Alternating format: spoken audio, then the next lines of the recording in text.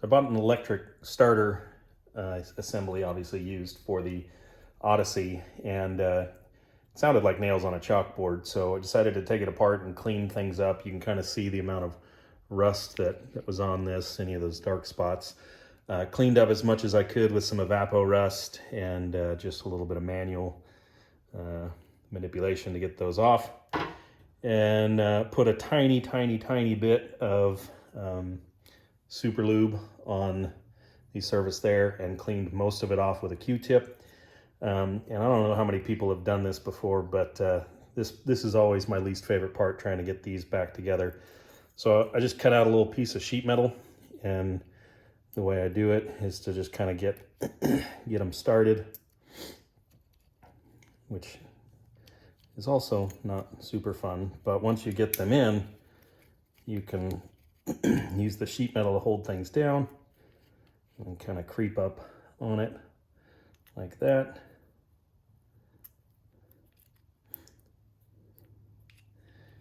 Yeah, so you can kind of imagine what it's like doing this without the sheet metal.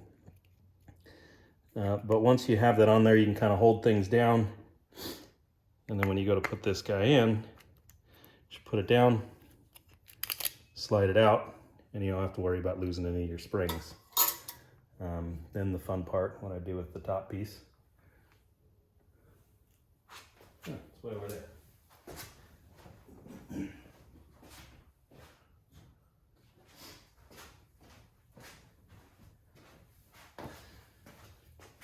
Usually there's a little tab that fits in there. So you just got to make sure when you're lining this up that you continue to hold things down so you don't lose your springs. So I usually try to grab it at the base there. And also try not to pinch your fingers, because these are some powerful magnets and they will slam down. So get to a point and then just rotate it to seat. Then you can grab the top piece and slide that guy on. Oh, that also has a locator, which is there.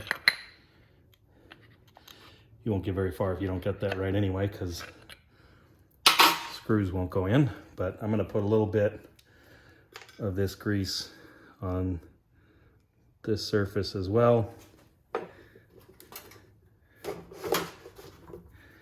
And again, you definitely don't want too much of that, because then carbon will collect in that and just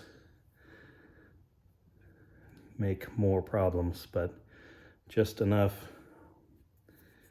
to get it assembled has never done any harm for me. If you don't think it's necessary, don't do it.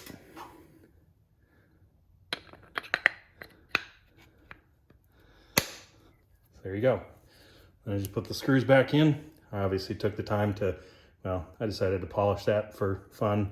This one was all scratched up on the bottom, so I just painted it and the motor housing itself. So there you go. Part always freaks me out a little bit.